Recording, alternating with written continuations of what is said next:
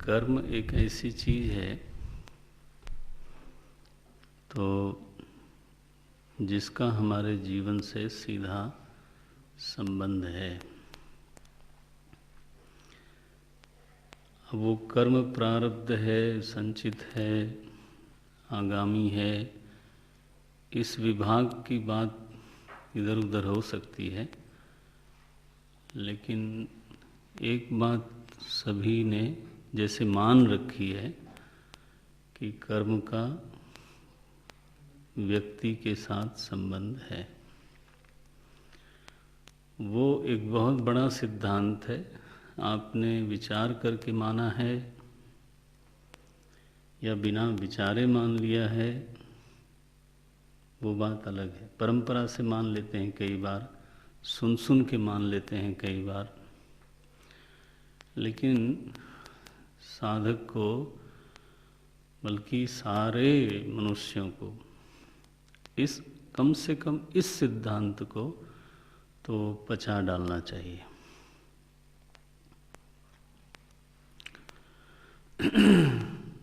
इसको बोलते हैं कर्म सिद्धांत। सभी लोग, जितने लोग भी हैं, वो अर्धांश में तो इस सिद्धांत को मानते हैं। अर्धांश में इसलिए कि इस जीवन में सभी लोगों को ऐसा लगता है कि अकर्मण्यता से सफलता नहीं मिल सकती।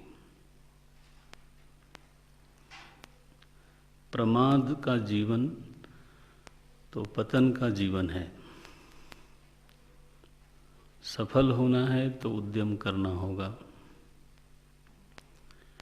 ऊपर उठना है तो उद्यम करना होगा। ये आस्तिक भी मानता है और नास्तिक भी मानता है। मुझे लगता है कि दुनिया में प्रायः शायद ही कोई ऐसा होगा जो न मानता हो। इस जीवन में प्रायः सभी लोग इस सिद्धांत को स्वीकार करते हैं। ये बात अलग है कि इसके पीछे उन्होंने कितना विचार किया है, ये हम नहीं जानते। तो इसीलिए एक दूसरे को सब लोग उपदेश करते हैं। The secret of the success is hard work number 1, hard work number 2, मैंने सुना है एक दिन, and hard work number 3। 3 secrets of the success. सफलता के 3 रहस्य हैं। पहला है कठिन परिश्रम, दूसरा है कठिन परिश्रम, और तीसरा है कठिन परिश्रम। हमने कहा शाबाश, त्रिवार सत्यम।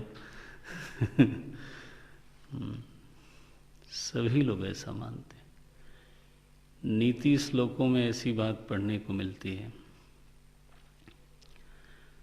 कि आप जब लेटे हो तो आपका भाग्य भी लेटा है, जब आप बैठ जाते हो तो आपका भाग्य उठ के बैठ जाता है, जब आप खड़े होते हो तो आपका भाग्य भी खड़ा हो जाता है, जब आप चलने लगते हो तो आपका भाग्य भी चलने लगता है। अब उस समय हवाई जहाज नहीं था, नहीं तो शायद ये लिखते कि जब आप उड़ने लगते हो। सही है। मैंने दोनों तरह का जीवन भगवान ने मुझको दिखाया। जब आदमी चलने लगता है तो उसकी सामर्थ्य बढ़ती दिखाई देती है। बिल्कुल। तो ये तो प्रत्यक्ष इस जीवन में ही कर्म का सफलता के साथ जो संबंध है वो इसी जीवन में प्रत्यक्ष सिद्ध है, अनुभव सिद्ध है।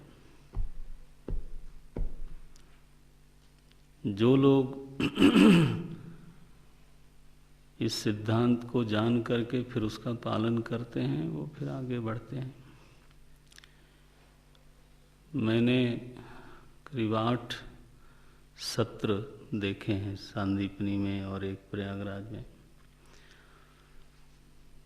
तो सब में ये देखा कि जो विद्यार्थी कठिन परिश्रम करता है फ्रॉम द डे वन, पहले दिन से, तो वो फिर हर तरह से वो निखरता जाता है। आगे का जीवन हो उसका, वो औरों से भिन्न ही होता है। उसका जो कंट्रीब्यूशन है मिशन में, समाज में, खुद अपने लिए, वो भिन्न ही होता है। उसको कोई रोक नहीं पाता। मैंने ऐसा भी देखा कई लोगों को, जो लोग आरंभ में अच्छे होते हैं,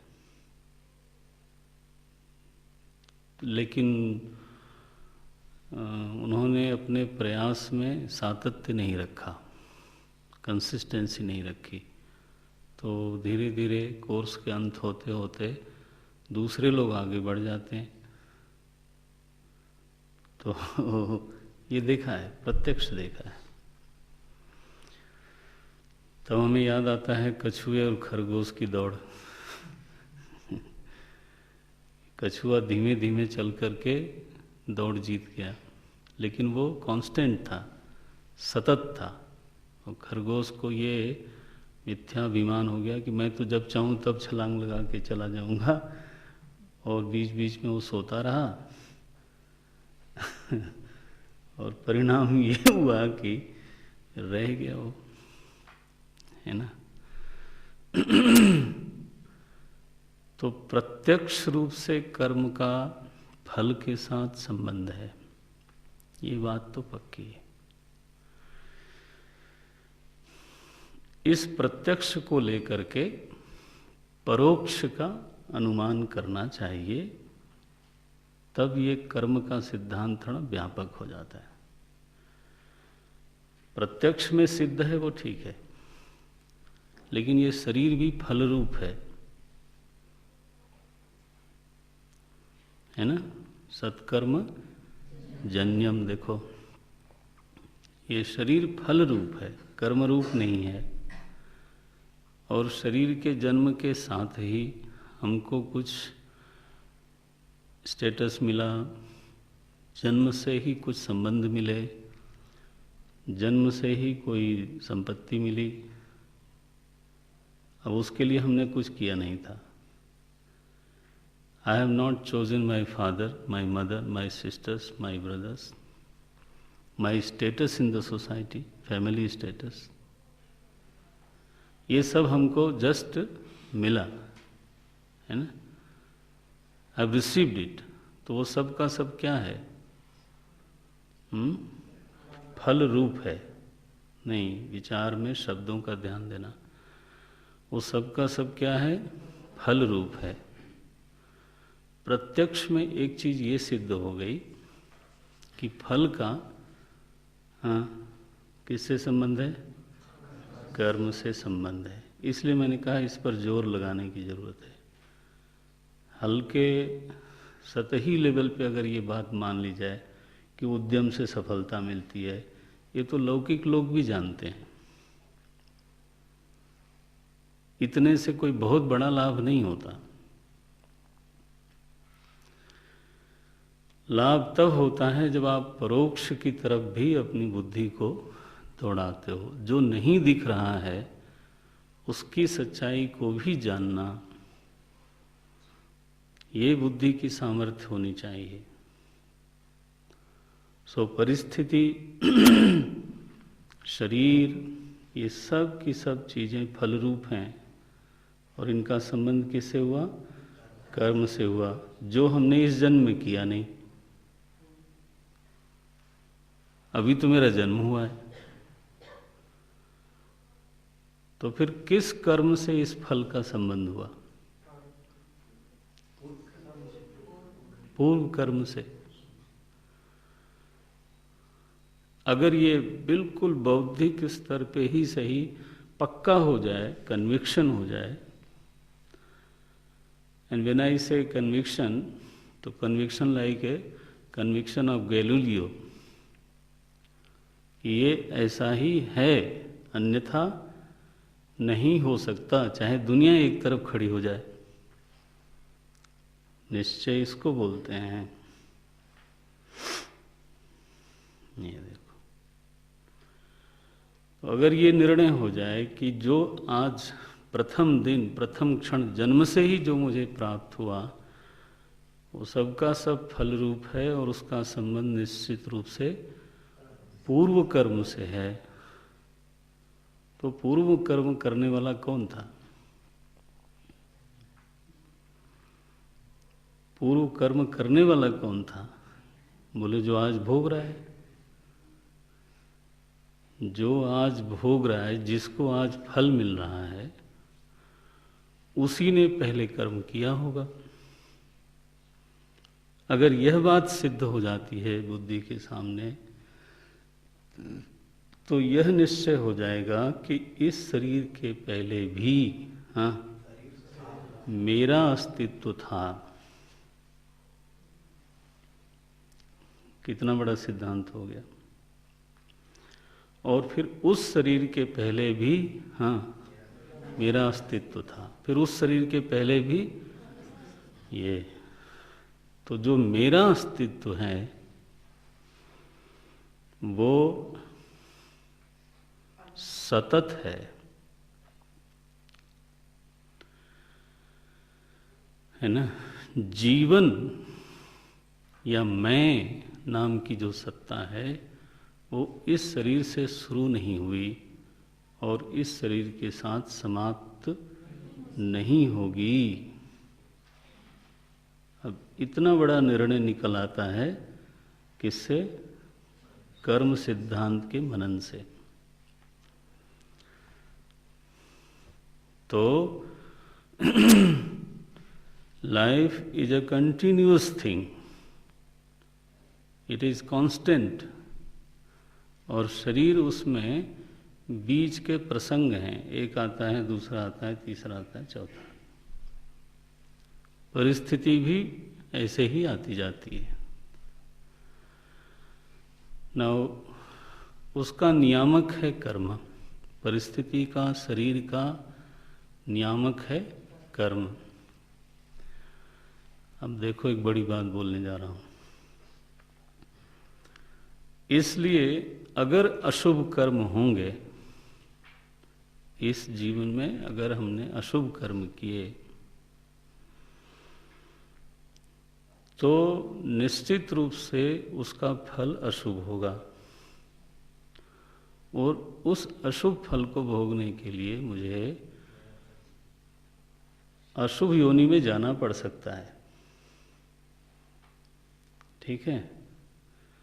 जैसे ही ये सिद्धांत बुद्धि के सामने प्रकट होगा, डार्विन का सिद्धांत कट जाएगा। Theory of evolution and the principle of action is contradictory to each other. They are standing against to each other. छोटी बात नहीं है ये तो पूरा दर्शन है हमारा इस पर। क्यों? उनका ये कहना है कि evolution is taking place continuously, वो भी फिजिकल लेवल पे। तो यहाँ कैसा होगा? अशुभ कर्म करके विकास कैसे होगा? ठीक है ये। एंड एक सिद्धांत हिंदुस्तान में भी है। तो जब आप दर्शन के प्रति थोड़े निष्ठावान हो जाओगे तब हम और चर्चा करेंगे। बहुत प्रसिद्ध महापुरुष हुए, उनका हमारे मन में बड़ा आदर है, लेकिन दर्शन की दृष्टि से फिर आदर अलग चीज़ है, सच्चाई अलग चीज़ है। तो उन्होंने भी कहा कि जीव का पुनर्जन्म होता है लेकिन निरंतर विकास होता है। ये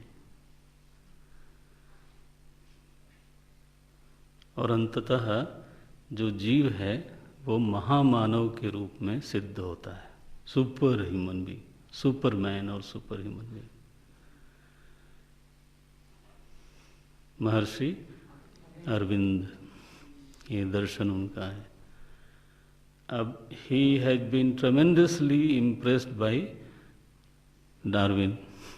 देखो, जब विचारों का अध्ययन करते हैं तो पता लगता है ये चीज़ कहाँ से आई। कर्म सिद्धांत इस दर्शन की अनुमति नहीं देता। तो इसलिए मैंने कहा कि कोई बहुत बड़ा व्यक्ति है, लेकिन फिर वो और उनके दूसरे जीवन के जो पक्ष हैं वो आदरणीय हैं, लेकिन अब विचार के स्तर पे तो फिर देखना पड़ेगा कि वो युक्ति संगत है या नहीं है, वो तो देखना पड़ेगा। So theory of evolution and this and that, इसके लिए कोई जगह नहीं है। If you understand the principle of action, law of action,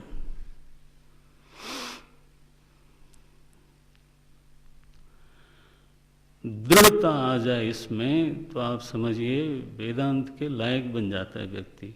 इसलिए कर्म मीमांसा को हमारे शास्त्री लोग बोलते हैं पूर्व में मीमांसा, और वेदांत को बोलते हैं उत्तर मीमांसा। पूर्व में अगर ये सिद्ध हो जाए, हाँ, तो उत्तर में इसको आना ही है। इतनी बड़ी चीज है ये। अब प्रारब्ध और संचित के ऊपर कल भी मैं सत्संग लेने वाला हूँ, तो बाद में बात करता हूँ। पहले कर्म की थोड़ी और महिमा समझ लें आज।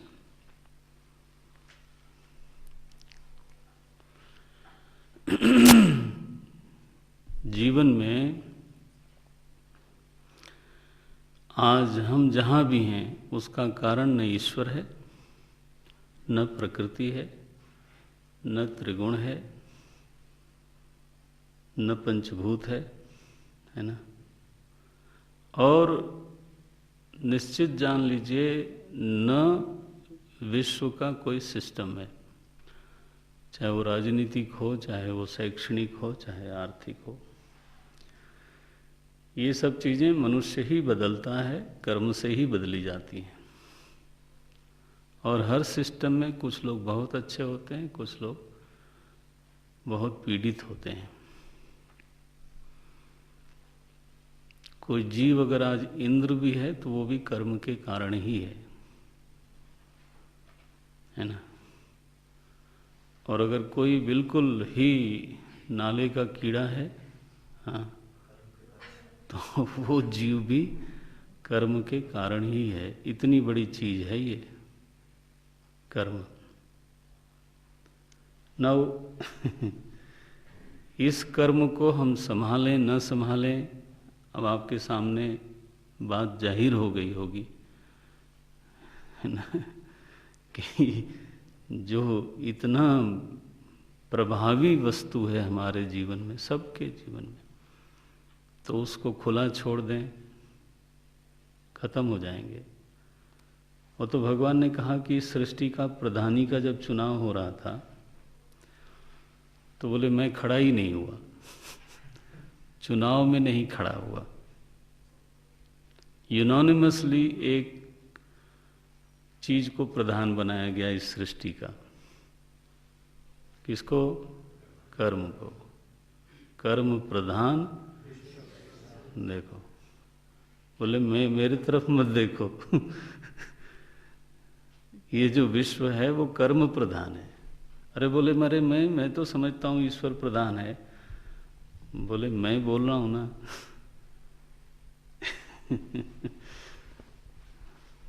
कर्म प्रधान विश्व करि राखा। सो कर्म में दो चार चीजें समझने की हैं शुरू में। अभी आप मन में धारण कर लो इसको। क्या क्या है? एक तो कर्म होता है विहित और एक होता है कर्म निषिद्ध। ये पहला विभाग ये है। एक कर्म वो है जिसको कहते हैं विहित। विहित माने हुआ जो आप कर सकते हो, जो आपको करना चाहिए, जिसको करने में शास्त्र को कोई आपत्ति नहीं है। तीन बातें कही मैंने, तीनों का महत्व है। ये ना समझ लेना आपकी और मैं पर्यायवाची बोलता जा रहा हूँ। No no no no.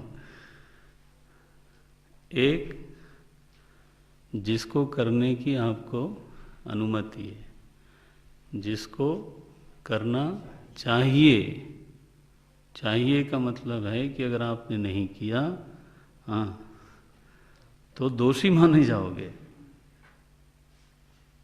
उसको विहित बोलते हैं, ठीक। और दूसरा है कि जिसको करने में शास्त्र को कोई आपत्ति नहीं है। ये नारायण। निषिद्ध है, जिसको आपको नहीं करना चाहिए, जिसकी आपको अनुमति ही नहीं है, और अगर आपने कर दिया तो शास्त्र की ओर से भयंकर आपत्ति होगी। तो कर्म का यह विभाग साधक को समझना चाहिए, मेरे लिए क्या विहित है, मेरे लिए क्या निषिद्ध है। इसका केंद्र बिंदु है कर्ता। जैसे विद्यार्थी को क्या करना चाहिए, ये बात कही जा सकती है। जब हमसे कोई पूछे या हम किसी से पूछें कि मुझको क्या करना चाहिए, क्या नहीं करना चाहिए, तो पहला प्रश्न यही आएगा कि आप हो कौन। पहले आप अपनी आइडेंटिटी क्लियर करो, है ना। एक डीएम को ये करना चाहिए, डीएम पहले तय हो जाए, फिर उसके लिए क्या करना चाहिए वो तय हो जाएगा। एक पिता को ये करना चाहिए, पहले पिता तय हो जाए, फिर इसके बाद ये लिस्ट बनेगी। तो सबसे पहली चीज है कि आप हो कौन, कर्ता क्या है। कोई भी क्रिया निषिद्ध और विहित नहीं है हमारे शास्त्र में। कोई क्रिया, कोई क्रिया मैं बोल रहा हूं। हिंदू धर्म के अनुसार द्रव्य में या क्रिया में पाप पुण्य होता नहीं। पाप पुण्य होता है कर्ता के अधिकार में, कर्ता के अधिकार में। अगर एक कर्म गृहस्थ के लिए विहित है, वही कर्म सन्यासी के लिए निषिद्ध हो गया। अब बोलो, सो क्रिया निषिद्ध है ये बोल नहीं सकते, क्रिया विहित है ये बोल नहीं सकते। भोजन कोई द्रव्य निषिद्ध है या विहित है बोल नहीं सकते। अधिकारी कौन है इसके आधार पर तय होता है। सो तीन बात हो गई। पहला विभाग है विहित और निषिद्ध, और विहित और निषिद्ध का आधार है कर्ता, कर्ता की पहचान। निषिद्ध के अनुष्ठान से पाप होता है, उसका फल अशुभ है। नौ, विहित के अनुष्ठान से पुण्य होता है और उसका फल शुभ है।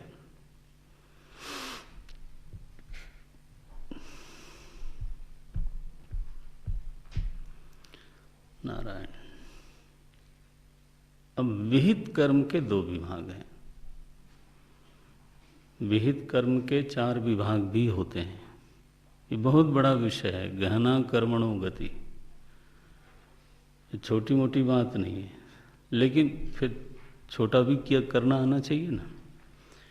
व्यास भी करना आना चाहिए और समास भी करना आना चाहिए। तो अभी आज मैं छोटा वाला बोलता हूँ। विहित कर्म के 2 विभाग हैं, एक है इष्ट कर्म और दूसरा है आपूर्त कर्म। इष्टापूर्तम।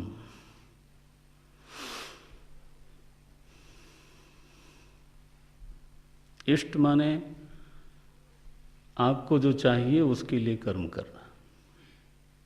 तो मुझको एक ठीक ठाक घर चाहिए, उसके लिए मेहनत करता हूँ, ठीक है, सर्विस करता हूँ, व्यापार करता हूँ, कृषि करता हूँ, और ठीक है। मुझे एक समृद्ध जीवन जीना है, उसके लिए मैं करता हूँ, कुछ गलत नहीं है। केवल शर्त यह है कि जो मैं करूँ वो आपत्तिजनक न हो, बस इतनी सी बात है। The law of the land should be honored and the law of the Shastras should be honored, followed, and the voice, the inner voice has to be heard and followed. तीनों लॉ ऑफ द लैंड सबसे बहिरंग वही है। हर राष्ट्र का, हर देश का एक लॉ है जिसके नीचे वो राष्ट्र चलता है।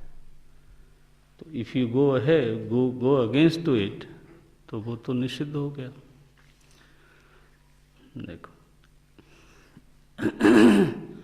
फिर एक है लॉ ऑफ द स्क्रिप्चर्स। वो संविधान के बारे में एक महात्मा ने महाराज जी ने कहा सीधा सीधा कि हमारा संविधान ये तो बताता है कि किस अपराध का क्या दंड होना चाहिए, धारा 100 और उसका दंड ये हो सकता है, लेकिन किस सत्कर्म का क्या शुभ परिणाम होना चाहिए, संविधान has totally ignored this area. पकड़ में आया? इसलिए संविधान को आप वेद के साथ मत मिला देना, वो बहुत ही अधूरी चीज है। माने केवल निषिद्ध कर्मों का मनन किया, वो भी सारे का नहीं, जो जाहिर हो जाए। भीतर भी तो निषिद्ध कर्म हो रहा है, मनसा वाचा भी तो हो रहा है ये। इसलिए law of the scriptures has to be known and followed and respected। और जो तीसरी चीज हमने कही कि भीतर वाले को भी सुनने की आदत डालनी चाहिए।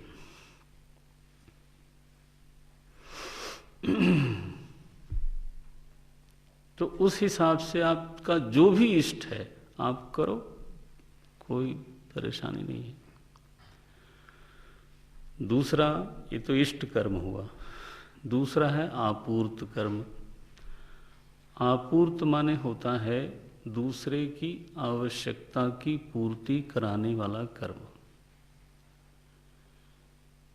अब अपना इष्ट नहीं है वो, लेकिन मैं चाहता हूँ लोगों को पानी की व्यवस्था हो जाए, लोगों को कोई चिकित्सा की व्यवस्था हो जाए, लोगों को शिक्षा की व्यवस्था हो जाए।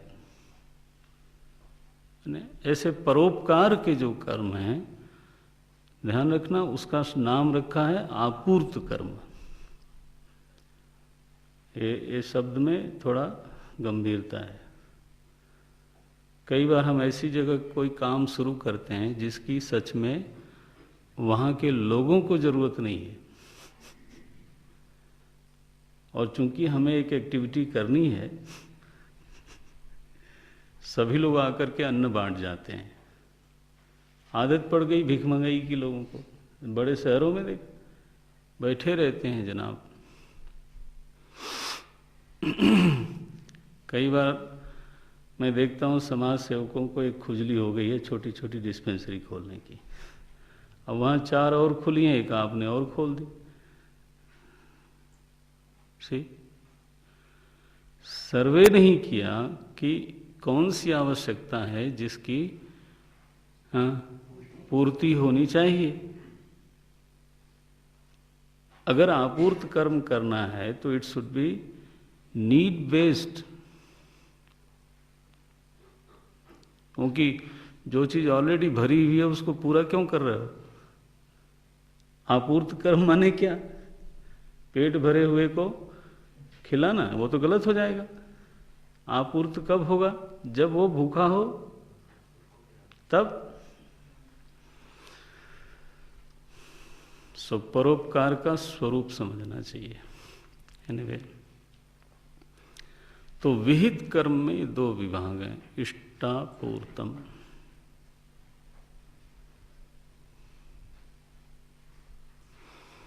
विहित कर्म में नाउ कर्म में एक तीसरी चीज बोला हूं। पहली बोला था मैंने कर्म के दो विभाग, विहित और निषिद्ध। फिर कहा विहित में दो विभाग, इष्टा और पूर्त। और इष्टापूर्त में एक बहुत महत्वपूर्ण क्षेत्र है, वो है कर्म की मात्रा।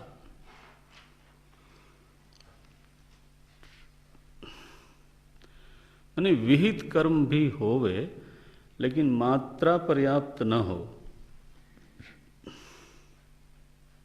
है ना। माने एक विद्यार्थी पढ़ता है, निषिद्ध कर्म तो नहीं है, विहित है, लेकिन उतना नहीं पढ़ता जितना उसको पढ़ना चाहिए, बस तो मात्रा की कमी हो गई। एक उद्यम करने वाला व्यापारी व्यक्ति व्यापार करता है और ठीक से करता है, माने गलत तरीके से नहीं करता, लेकिन मात्रा न्यून है, उतना परिश्रम नहीं करता जितना उसको करना चाहिए, हो गया फिर। तो विहित करने के बावजूद हाँ उसको फल कम मिलेगा। ये देखो, बोले विहित कर्म से पुण्य होता है, उसका फल शुभ होता है। अरे वो तो ठीक है, लेकिन वह विहित कर्म जो दिन भर में 100 करने चाहिए, आप 3 करते हो तो हाँ उसका फल मिलेगा, लेकिन फिर वो अल्प कर्म का फिर अल्प ही फल मिलेगा ना।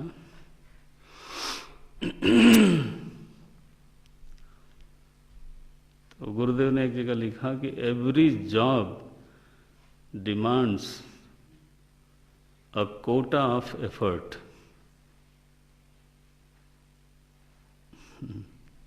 और अगर आपने वो एफर्ट का कोटा पूरा किया, सफल हो गए। वो नहीं किया, बोले मैं कर तो रहा हूं, उससे नहीं होगा। Is it sufficient? ये है। तो मात्रा कई बार हमारी दृष्टि से ओझल हो जाती है। मात्रा का विस्तार करने से फिर फल का भी विस्तार होता है। केवल विहित कहने से काम नहीं चलता। ये देखो, 99 यज्ञ किया किसी जीव ने तो इंद्र नहीं बनेगा। कितना? 99 किया, इंद्र पद नहीं मिलेगा। शतक क्रतु उसको होना पड़ेगा, 100वां यज्ञ होना पड़ेगा। देखो, इसको बोलते हैं मात्रा। सो कई बार हम सुनते हैं विहित कर्म, विहित कर्म। विहित कर्म सब कुछ नहीं है, और इसी तरह से मात्रा भी सब कुछ नहीं है। क्योंकि मात्रा अधिक हो किसकी? निषिद्ध कर्म की, हो गया कबड़ा हो नहीं। और हमें यह भी जानना चाहिए कि केवल इष्ट कर्म पर्याप्त नहीं होता। बोले मैं अपने लिए कर्म करता हूं, दैट्स गुड, निषिद्ध नहीं है वो, लेकिन विहित कर्म का आधा हिस्सा है वो। विहित कर्म में केवल इष्ट कर्म नहीं आता, वो आपको बहुत शुभ्र फल नहीं दे सकता। इसलिए जितने भी हमारे शास्त्रों में, पुराणों में, इतिहास में महापुरुषों का वर्णन है, जिनको महान सफलताएं मिली, वो केवल अपने लिए नहीं करते रहे, है ना। आपूर्त कर्म, कई बार तो ऐसा देखा जाता है कि वो इष्ट कर्म कम करते हैं और आपूर्त कर्म ज्यादा करते हैं। क्योंकि व्यास जी ने कह दिया परोपकार पुण्याय पापाय परपीडनम। अष्टादश पुराणेषु व्यासस्य वचनद्वयम् परोपकार पुण्याय पापाय परपीडनम। जिसको ये रहस्य मालूम है तो वो तो आपूर्त कर्म को छोड़ नहीं सकता। ये लोग जो सो कॉल्ड कर्मठ और कर्मवादी हैं समाज में, पता नहीं इन्होंने कर्म के ऊपर सोचा कितना है। मैंने कर्मठता का ध्वज लेके घूमते हैं, वो बात ठीक है, लेकिन तुलसीदास जी महाराज ने एक पंक्ति लिखी आपूर्त कर्म की महिमा के बारे में। परहित बस जिनके मन माही, तिनकह जग दुर्लभ कछु नाही। देखो, स्वहित नहीं कहा, यानी हम इष्ट कर्म को निषिद्ध नहीं बोल रहे हैं, ध्यान रखना। अपने लिए सही तरीके से कर्म करना ये निषिद्ध नहीं है। केवल शास्त्र ने ये कहा कि आपूर्त कर्म करते नहीं हो, यह अधूरी बात है। बोले महाराज केवल आपूर्त कर्म हो तो, बोले ये तो स्वाभाविक नहीं है, इष्ट कर्म तो स्वाभाविक है, लोग खुद के लिए कुछ न कुछ करेंगे ही करेंगे। लेकिन अगर परहित किसी के मन में बसता हो तो दुनिया में उसके लिए दुर्लभ कुछ नहीं होगा।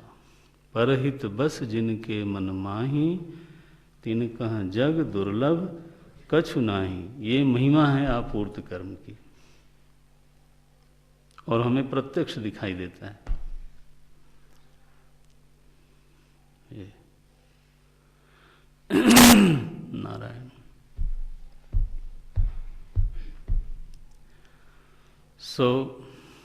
मैं समाप्त कर देता हूँ, कल इन प्रश्नों पर आएंगे। पहली बात यह है कि कर्म का सिद्धांत थोड़ी गहराई से समझना है और उसको जीवन में महसूस करना है कि कर्म का जीव के साथ कितना गहरा संबंध है, न केवल इस जन्म में, पीछे भी और आगे भी। और इसलिए जरूरी हो जाता है कि कर्म को संभाला जाए। ये मोटा विभाग 2, विहित और निषिद्ध। विहित का मैंने अर्थ बोल दिया, विहित के फिर 2 विभाग, इष्ट और आपूर्त। और आपूर्त और इष्ट दोनों कर्मों की मात्रा पर ध्यान देना है, क्योंकि फल का विस्तार मात्रा के विस्तार से जुड़ा हुआ है। बस आज इतना ही रखें, कल फिर चर्चा करते हैं इन्हीं प्रश्नों पर। इसको संभाल के रख लेना, कौन देखता है।